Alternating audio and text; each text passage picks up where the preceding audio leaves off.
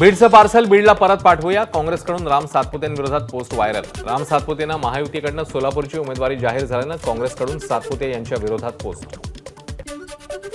काँग्रेस खासदार प्रणिती शिंदेंच्या समर्थकांकडून सोलापुरात लेक सोलापूरची असं कॅम्पेन सुरू. भाजपा उमेदवार राम सातपुते बाहेरचे उमेदवार असण्याचं दाखवण्याचा प्रयत्न. राम सातपुतेंच्या उमेदवारीवरून प्रणिती शिंदेंचा सातपुतेंना टोला. सोलापूरची लेक म्हणत तुमचं सोलापुरात स्वागत करते. राम सातपुतेंना शुभेच्छा देणारं पत्र प्रणिती शिंदेंकडून सोशल मीडियावर पोस्ट. गेल्या 5 वर्षात विकासासाठी ज्या पद्धतीने मेहनत केली त्याच पद्धतीने सोलापूर लोकसभा मतदारसंघाच्या विकासासाठी कटिबद्ध राहीन. प्रणिती शिंदेंच्या पत्राला राम सातपुतेंचं पत्राद्वारेच उत्तर. चंद्रपूर लोकसभा मतदारसंघासाठी काँग्रेसची उमेदवारी मिळवल्यावर प्रतिभा धानोरकर नागपुरात. विमानतळावर कार्यकर्त्यांकडून भव्य स्वागत. ही लढाई सोपी नाही. लोकशाही विरुद्ध हुकुमशाही अशी लढाई आहे. धानोरकर यांची प्रतिक्रिया. उमेदवारी मिळाल्यावर धानोरकरांनी मानले पक्षश्रेष्ठींचे आभार. मात्र वडेट्टीवारांच्या नावाचा उल्लेख टाळला. महादेव जानकर महायुतीत परतल्यानं अभयसिंग जगताप यांनी माढा मतदारसंघावर केला दावा. शरद पवार गटाकडे केली मागणी. माढ्याचा गुंता वाढला. पुन्हा मोहिते पाटील यांना महत्त्व प्राप्त होण्याची शक्यता. माढा लोकसभा मतदारसंघात महायुतीतला वाद थांबता थांबेना. मुख्यमंत्र्यांनी सांगितलं तरच रणजित निंबाळकर यांचा प्रचार करणार. सोलापूर संपर्क प्रमुख शिवाजी सावंत यांच्या मार्गदर्शनाखाली झालेल्या मेळाव्यामध्ये भूमिका. राज्यातल्या धरणसाठ्यात फक्त 40% पाणीसाठा शिल्लक तर मराठवाड्यातल्या धरणांमध्ये फक्त 21% पाणीसाठा. छत्रपती संभाजीनगरात दुष्काळाच्या झळा. 5 जिल्ह्यातली 399 गावं आणि 91 वाड्यांना 606 टँकरनी पिण्याच्या पाण्याचा पुरवठा. आगामी 2 महिन्यात टँकरचा आकडा 1000 पर्यंत जाण्याची शक्यता. विभागात सध्या फक्त 23.69% पाणीसाठा. धाराशिवमध्ये यंदा दुष्काळ सदृश परिस्थिती. सास्तूर गावातल्या शेतकऱ्याने 3.5 लाख रुपये खर्च करून बोरवेल खोदल्या. बोरवेल्स कोरड्या पडल्यानं शेतकऱ्याने उभ्या उसात सोडली जनावर. हिंगोलीच्या वसमत शहरालगत असलेल्या साई अॅग्रो कंपनीच्या गोदामाला आग. गोदामातील लाखो रुपयांची हळद जळून खाक. बुलढाण्याच्या मेहकर तालुक्यातील विठ्ठलवाडीत होळी दहनावेळी लहान मुलांच्या भांडणातनं 2 गटात तुफान राडा. 35 ते 37 जणांवर गुन्हे दाखल तर 10 जणांना पोलिसांकडून अटक. कौटुंबिक वादात एका महिलेने अंगावर पेट्रोल ओतून स्वतःला पेटवून घेतलं. पेटवून घेतलेल्या आईकडे धाव घेताना 2 मुलींचा भाजून मृत्यू. छत्रपती संभाजीनगरच्या आचल गावातली घटना. अहमदनगरमध्ये 17व्या वरिष्ठ पुरुष राष्ट्रीय कबड्डी स्पर्धेचं आयोजन. गेल्या 4 दिवसांपासून सुरू असलेल्या स्पर्धेचं विजेतेपद हरियाणाला. या स्पर्धेत देशातल्या 32 राज्याच्या खेळाडूंनी घेतला सहभाग. बुलढाण्याच्या वाकोडी परिसरात दहशत माजवणारा बिबट्या जेरबंद. बिबट्याची वैद्यकीय चाचणी करून त्याला नैसर्गिक अधिवासात सोडण्यात येणार. गोंदियाच्या आमगावात शासनाच्या विविध योजनांची नागरिकांकडून होळी.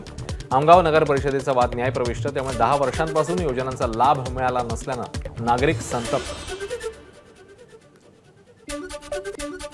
वाशिमच्या बंजारा काशी पोहरादेवी इथे होळी उत्साहात साजरी. पहाटे 4 वाजता होलिका दहन. रत्नागिरी जिल्ह्यातल्या राजापूर तालुक्यातील जवळेथर इथे आंब्याच्या झाडाची होळी तोडून ती रात्री उशिरा उभी केली जाते. धुलीवंदनाच्या दिवशी पालखी सजवली जाते. या उत्सवात गावातील लहान थोर महिला उत्साहात सहभागी होत असतात. अकोल्याच्या पातूर तालुक्यातील कारला गावात होळीच्या दिवशी देवीचं सोंग काढण्याची परंपरा. 100 वर्षांपासूनची परंपरा अजून काय. देवीचं सोंग काढणाऱ्याची गावात नवीन. भाजप आमदार संजय कुटेंनी बुलढाण्यातल्या आदिवासी भागात जाऊन आदिवासी बांधवांसोबत साजरी केली होळी.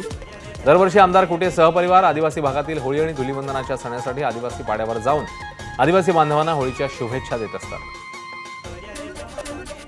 माजी आमदार आशिष देशमुखांकडून नागपूरच्या पुसागोंदीमधील बंजारा समाजासोबत होळी साजरी. यावेळी आशिष देशमुख यांनी केला बंजारा बांधवांसोबत पारंपरिक नृत्य.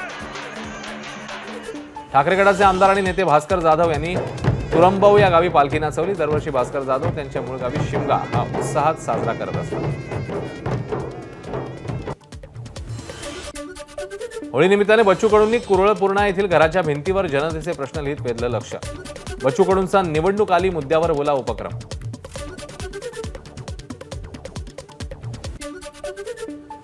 अमरावतीत शेतकऱ्यांवरील अन्यायाची काँग्रेसकडनं होळी. सरकारच्या धोरणांमुळे वाढलेली महागाई, इलेक्ट्रॉल बॉन्डच्या नावाखाली केलेला भ्रष्टाचार, शेतकऱ्यांवरील अन्यायाचा काँग्रेसकडनं निषेध.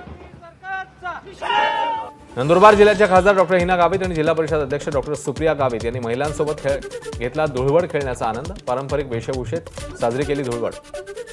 काँग्रेसचे तरुण उमेदवार गोवाल पाडवी यांनी आदिवासी बांधवांसोबत साजरी केली होळी। गोवाल पाडवी यांनी नंदुरबार जिल्ह्यातल्या 300 वर्षांपासून साजऱ्या होणाऱ्या होळी उत्सवात घेतला सहभाग। यावेळी पाडवी यांनी केली पारंपरिक वेशभूषा। दरवर्षीप्रमाणे यंदाही नवनीत राणा आणि आमदार रवी राणांनी मेळघाटात जाऊन आदिवासींसोबत केली होळी। आदिवासींच्या पारंपरिक नृत्यामध्ये नवनीत राणा यांचाही सहभाग।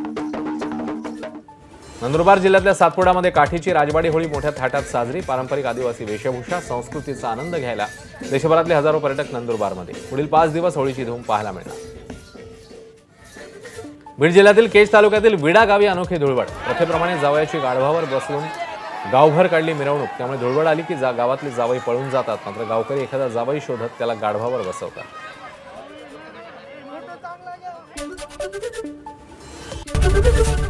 एबीपी माझा, उघडा डोळे बघा नीट।